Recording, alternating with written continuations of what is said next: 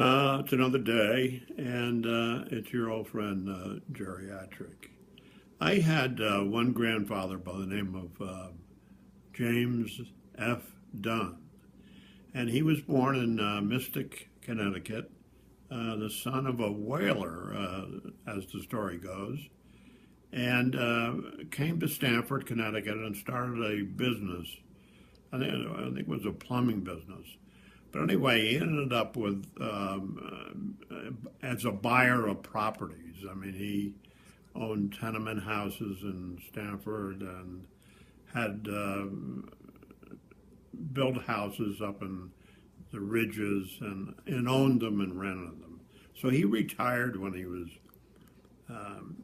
in his 40s and had the farm up in North Stamford and married a wonderful woman. My grandmother called, her name was Catherine Kane, and he had met her at a church fair or something where she was selling kisses for I don't know 50 cents or something like that. But anyway, they got married and they lived in downtown Stamford for a while, and it was during the days of epidemics, and they had two sons, which were they weren't in their teens, but they weren't babies, and they lost both of them to scarlet fever, and then later on they had another son, and he was lost to one of those diseases, mumps or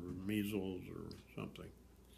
And then they had four daughters, who the last one just died. I don't know, 5 years ago, and she was 102. So they all lived pretty long lives.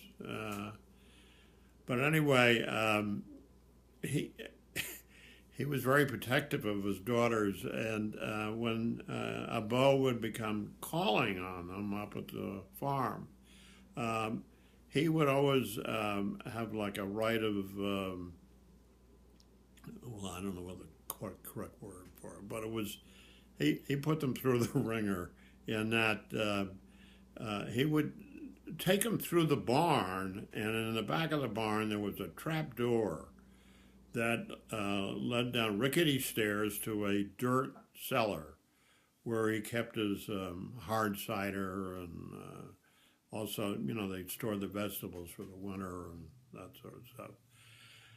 But anyway, there were, there'd be cobwebs and it was dark and he'd go down there by candlelight and um, just so that he would test them.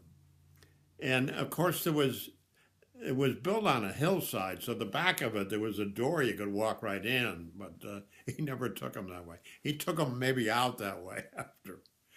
But anyway, it was it was still, we still had chickens and turkeys and pigs when I was growing up. And my grandmother was a great cook. She had was a combination coal gas stove in the kitchen, and it was before the Weber grill and things like that. But she would uh, get a fire going in there and cook a steak or lamb chops or whatever. And the other thing about her, she was a great baker too. And I don't think she had a cookbook. She did everything by, I don't know, feel or memory or whatever. But she, did her own bread. Some mornings she'd decide we're going to have donuts, and she would cook donuts. But that's the way it was when I was a little boy. Take care.